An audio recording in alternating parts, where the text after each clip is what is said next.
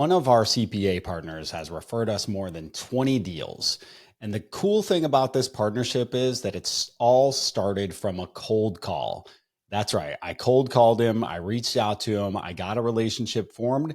And now years later, he's referred us more than 20 deals. He's our accountant. We've referred them a bunch of deals. And the partnership continues to thrive to not only help our firm, but help his firm and ultimately help the customer, because there's a more unified support experience when our two teams come together to help serve them and create a better experience for the end user, who is the client, which is the only thing that matters in this relationship. Welcome back to another episode of Payrollin. Today, I'm going to walk you through how to develop a partner program. I'm going to share some of the key things to think about when you're developing the program. And I'm going to give you some bonus tips at the end, how to go ahead and get started if you're new to a partner program. And I'm going to give you some great tips that you can use to expand and grow your partner program if this is not new to you.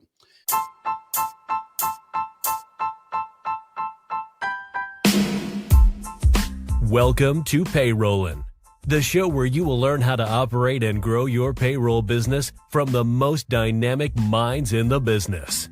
If your company offers payroll services, this is the podcast for you. And now, here's your host, Matt Vady. Let's go. So in our world, we think about partner programs in four ways. We use a simple philosophy for the first three to define them to the people that are entering into the partner programs. It's who's selling to the potential client and who's serving the potential client. So we have three tiers: the referral, reseller, and white label tiers. And then we do acquisitions and mergers as sort of the fourth tier, which who's selling and who's serving gets a little more obvious there, right? So in the referral relationship, this is a relationship where somebody needs a trusted partner that they can refer business to if they need payroll and HR support. So this is what you'd have with a lot of your CPAs, accountants in our industry. They're kind of the bread and butter here, but it could be anyone. And it's very obvious here. We sell, we serve. And sometimes folks will take a commission. We have a commission program, a revenue share program that they can opt into. Other times they simply want to make sure that their clients are being well taken care of. They'll refer them to us because they trust us. They have other clients with us. And then we'll do our best to give them a gift card or whatever they're able to accept. Sometimes folks have what they call revenue fidelity. They're not interested in taking any money on behalf of referring a client to you. So referral program, we also have tiers for compensation in there to incentivize people to grow it if they do opt in. So it goes 12, 15, and I think 20% of the top tier, depending on the number of clients you refer. And if you simply Google Guru Referral Program, you'll find our sign up page and our agreement there. All right, next up is reseller, or some might call this an affiliate program. And a reseller is somebody who really wants to offer payroll services as part of their product mix, but maybe doesn't want to do any of the support or back end of that. So this is, again, if we're looking at who sells and who serves, they're going to sell the deal and we serve the deal. So we'll even co-brand with them during the sales process. We'll provide them with sales training. We built out a sales training course that we provide to our reseller partners. We have an onboarding cadence that we bring them through to train them. And then we help their team to sell our products and services, and then we serve them. So, and as you think about this, as they're climbing up the value tier here, the commissions are a little bit smaller for a referral. They get a little bit bigger for a reseller. And then in the next one, the revenue share or however they want to bill it gets wider. And that's in the white label model. So in the white label model, this is when somebody really wants payroll to be part of their offering. It's how almost all of us operate in this space, right? Like we're all licensing somebody's software and then we're providing service on top of it. That's how we operate this model. It's very good for accountants that want to grow to a couple hundred clients, less than 1,000 clients. It's an important revenue stream to them, but it's not something where they're trying to grow to 2,000, 3,000, 4,000 clients and they need to get a big enterprise system like a Kronos or an iSolved.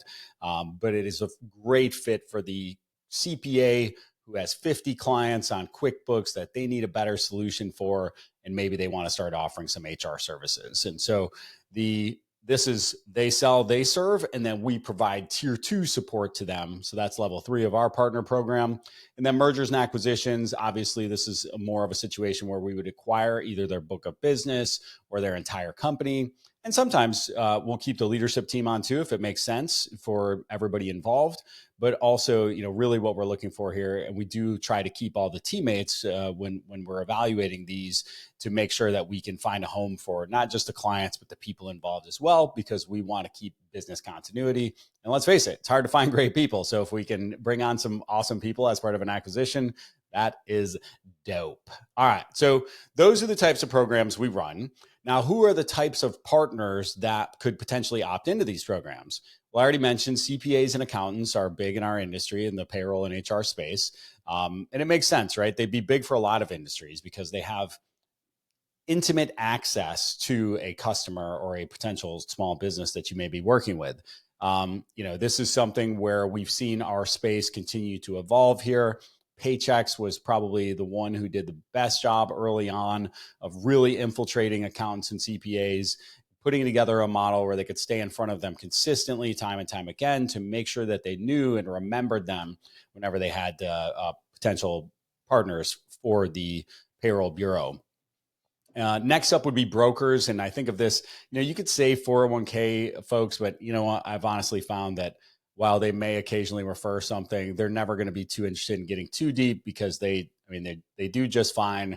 I might have got into the wrong line of work. 401k folks seem to do better. But really, when we think about brokers here, we think about healthcare because they're getting pressure from their competition are starting to offer payroll and HR services. They're also getting pressure from folks like us that are a PEO, and then they can't compete because it's a comprehensive offering and they're only bringing one slice of the pie. So brokers are a great partner here, and one that's been fruitful for us. Next up, a couple more that are a little less obvious, but we've seen bear tremendous fruit over time. Fractional CFOs have been a huge one.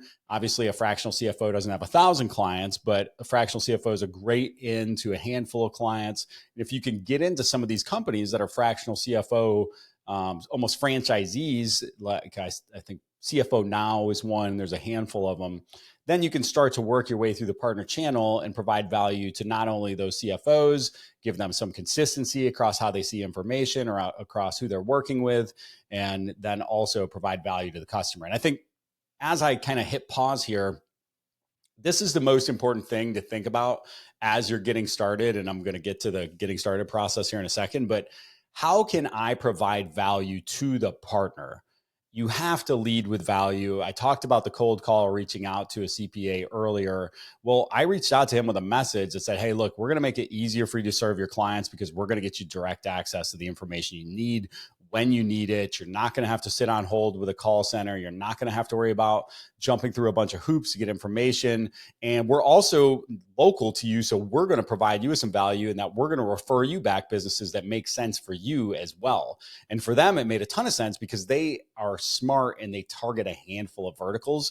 So when we think about which potential clients to bring to them, it's really, really simple. All right, so fractional CFO is a good one. And then finally, bankers. This for me has almost been like a forgotten one. Back when I was in corporate, we used to target bankers all the time. When we were smaller, I started targeting them a little bit. Their compliance needs and concerns and security checks got me, we weren't quite cutting the mustard with all that stuff when we were smaller.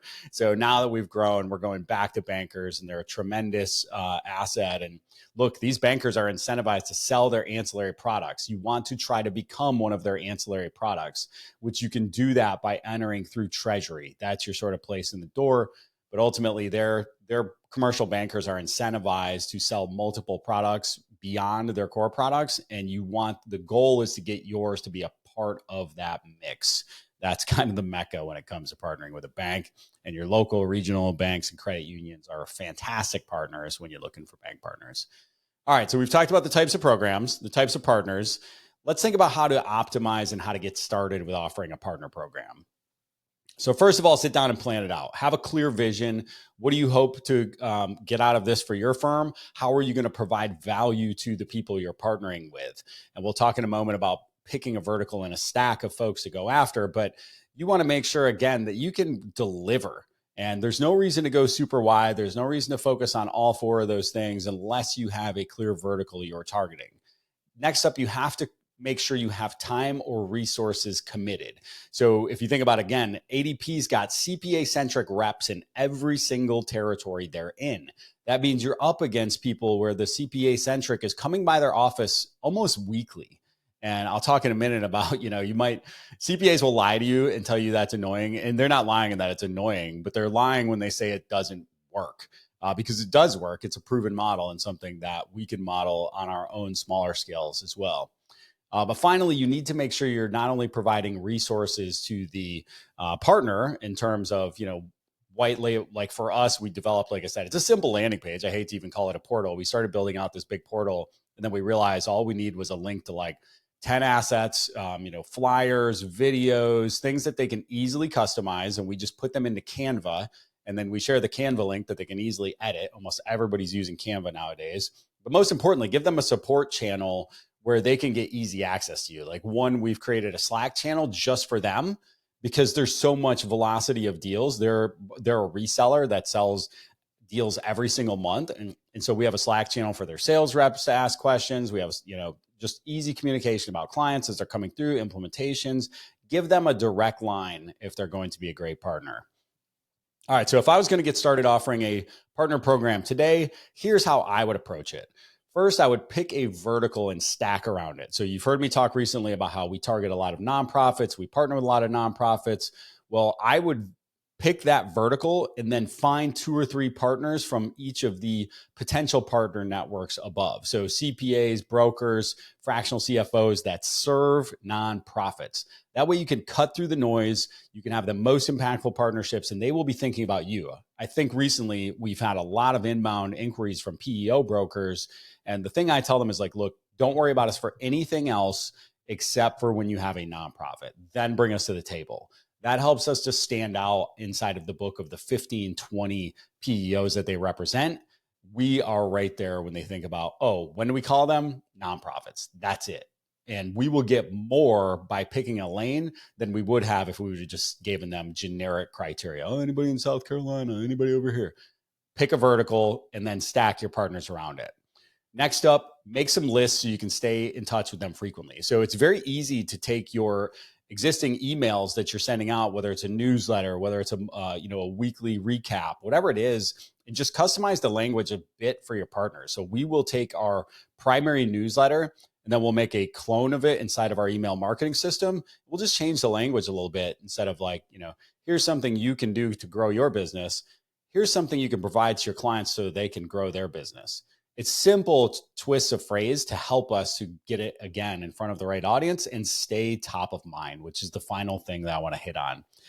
I have a CPA here local, great friend of mine. He tells me all the time about how that ADP coming around with the cookies every week and constantly being in our office, all it is annoying.